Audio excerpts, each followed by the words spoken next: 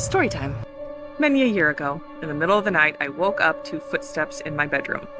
And I look up, and there's a man in a white t-shirt walking around my room. I'm just like, why is Josh up in the middle of the night? But then something moves in the corner of my eye, and I look over, and Josh is in bed next to me.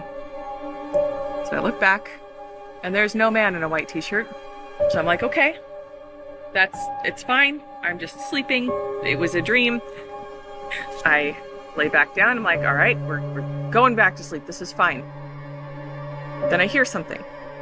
I look up to my left, and there is a man in a white t-shirt, pretty heavy set, leaning over Josh's nightstand and looking through the blinds into the backyard. I'm looking, and I'm blinking hard because I'm like, this isn't real. He's not actually there. Like, I could feel that he wasn't there, though I was seeing him.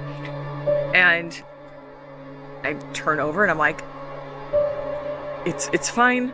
I'm maybe having a hallucination. I'm in, sleep paralysis or something. I lay there, I'm like, but I'm not. Josh wakes up, and I look at him and I'm like, Josh, there is a man in a white t-shirt walking around our room twice now. I don't think he's real, but I've seen him, and it is extremely vivid. And he says, all the right things that a man says to his wife, relax, calm down, woman, just kidding. He's not like that, but says all the right things.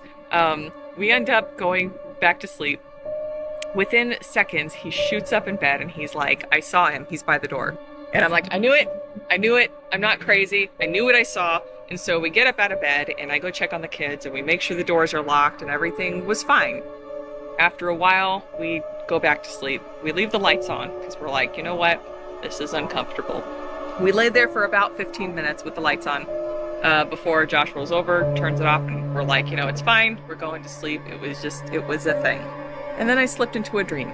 And I was dreaming that I was in a truck and I was driving on a highway.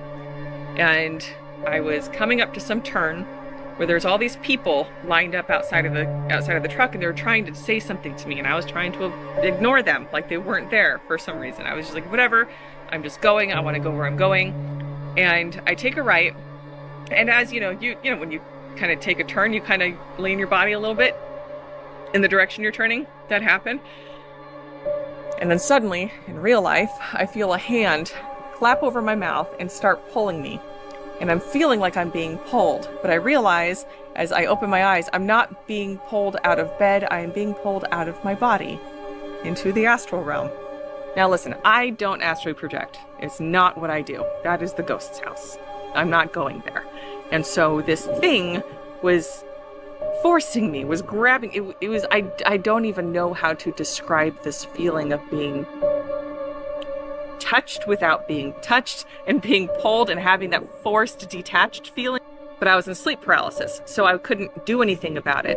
I was trying to scream. I was just kind of wheezing, making some weird high-pitched sounds, hoping that Josh was going to hear me and wake up. I ended up pulling myself out.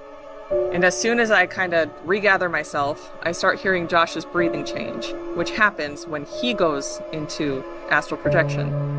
That's when I know that he knows something's going on. He's now going astral because he's recognizing something's happened to me, which is a thing that happens with us. It's hard to explain. It's a whole other story. Within about a minute or so, he wakes up and he's like, all right, it's gone. But this was something different than what we've had before. This thing had taken on the form of someone that we knew, but wasn't living with us. And it was trying to convince Josh that he's okay, that he has a right to be there, so that we would let him stay. Josh did his thing. The thing was not completely gone. It kind of lingered around the room for a while, but it was gone. We didn't have any more issues. Morning comes, and I went downstairs to wake up the kids for school. And I'm by my daughter's bed, and I start hearing whistling, like a song, being whistled upstairs. I look at my daughter, and I'm like, what the heck? Why is Dad whistling? He doesn't whistle like that. And, I was like, all right, get up. It's time to go to school. Went upstairs. Josh was in the kitchen making coffee. And I was like, what was that whistling? It's like, that was new. And he just looks at me. He's like, I wasn't whistling. I'm like, yes, you were. It was a song. You were whistling like, and then I stopped because he was whistling the songs like the person that the entity was trying to be, or had taken the form of in Josh's situation. So I was like, okay, it's still here. And then I smudged the crap out of the house when I got back from dropping off the kids at school.